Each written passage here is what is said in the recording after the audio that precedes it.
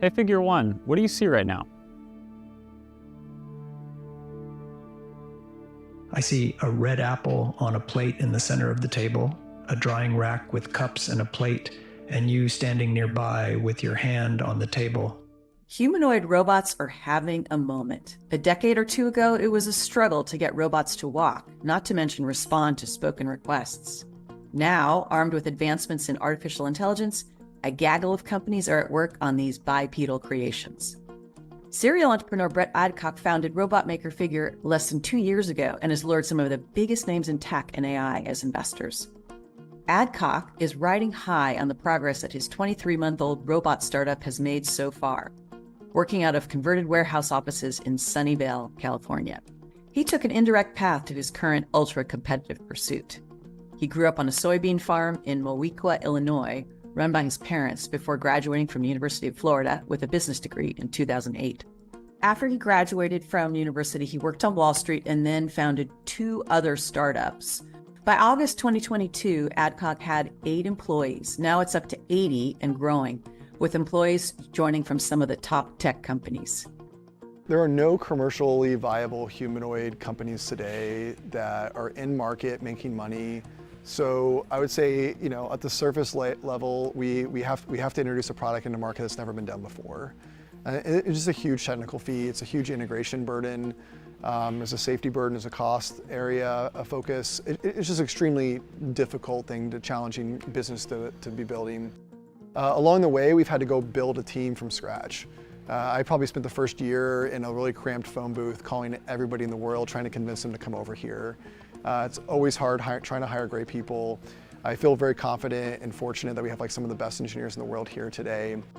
It was very obvious even when I first met him. He moves fast. He is an organizer and is able to sort of collect incredible people and organize those teams.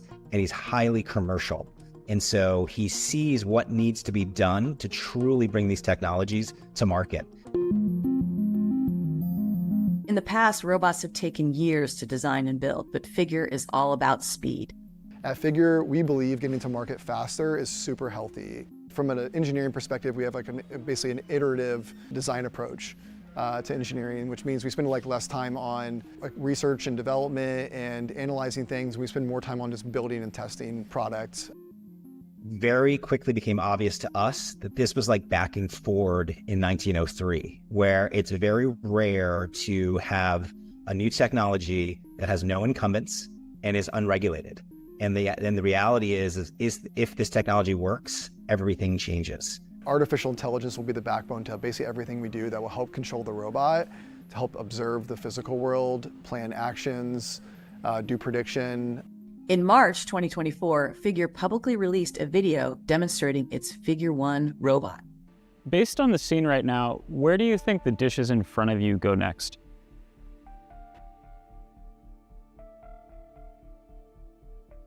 The dishes on the table, like that plate and cup, are likely to go into the drying rack next. Great, can you put them there? Of course.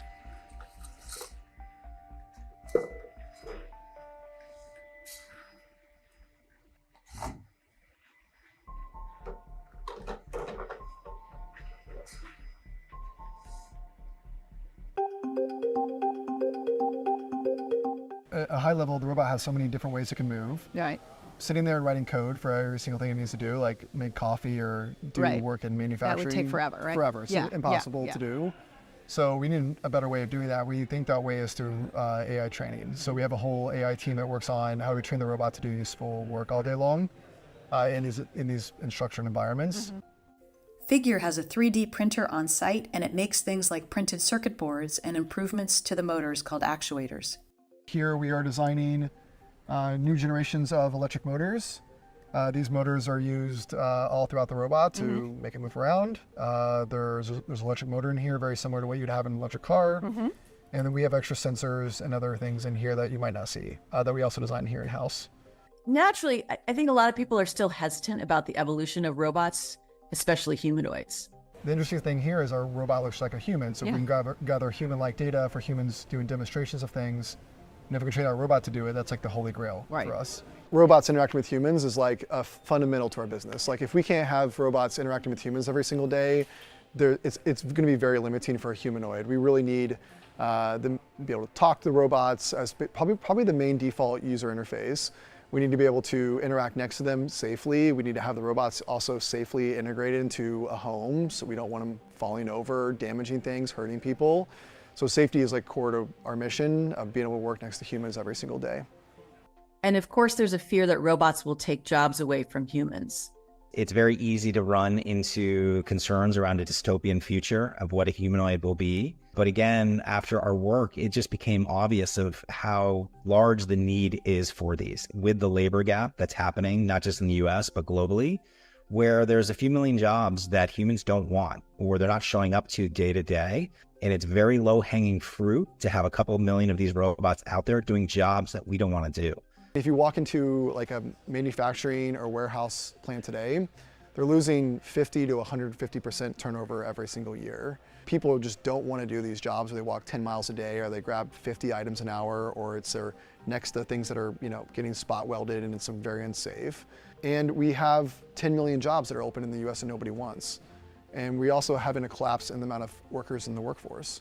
So there's this huge labor crisis that's going on that's really not well reported. And we want to go and help solve that. So I think it's going to be quite a long time before we're ever really taking people's jobs in a significant way. I think what we're really seeing is a labor crisis that we can go in and help with that void.